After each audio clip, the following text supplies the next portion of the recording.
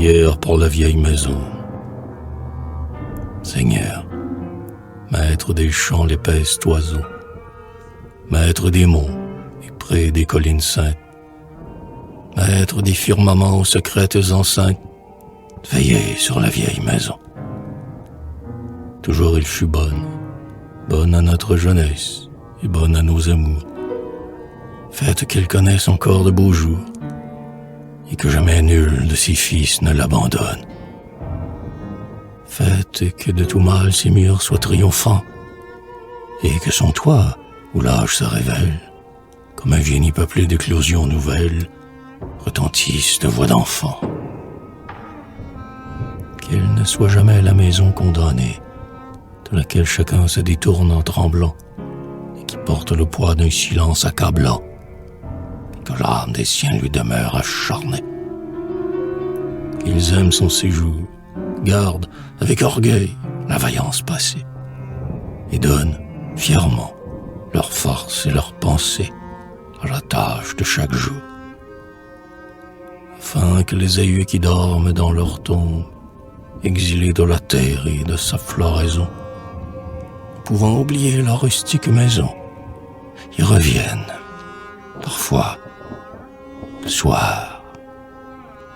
quand la nuit tombe.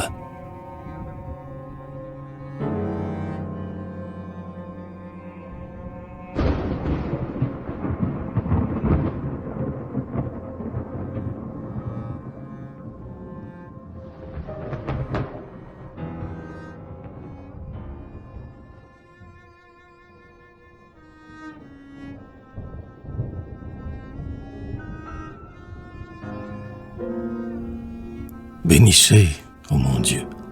notre vieille demeure, à cause de la foi que gardèrent en vous nos aïeux, les anciens qui, courbés à genoux, ont toujours attendu votre jour et votre heure. À votre loi, Seigneur, ils vécurent soumis. Jamais un mot amer n'apparut sur leur bouche, et, tels des épis mûrs que le moissonneur couche,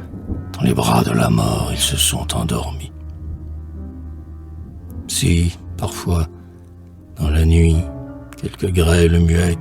venaient anéantir leur seigle ou leur froment, ils ne murmuraient point, mais disaient doucement: le Seigneur l'a voulu, sa volonté soit faite.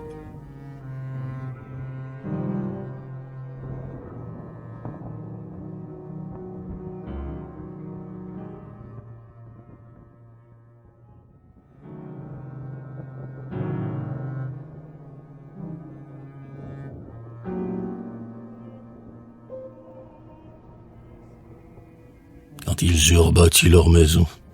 de bouleaux, de sapins et d'érables, afin d'y faire entrer le poêle vénérable qui devait allumer leur pipe à son tison, avant de mettre chaque armoire en son coin, d'accrocher les corbeilles à pain, de placer le vieux banc, la huche de sapin, la boîte à boire et les tasses à boire, avant d'installer le baudet pour veiller près du feu quand la nuit est venteuse, le lit des étrangers à la blanche, menteuse, et la chaise berçante où la fille brodait, avant de fixer sur les poutres les fusils à cartouches et les fusils à plomb, de mettre le vieux berre et la table d'aplomb, et de plier leur belle veste en peau de loutre, avant de clouer sûrs et droits les accrochoirs portant le froc et la mantille, même avant de songer à souper en famille sur le mur de bois franc, ils ont placé la croix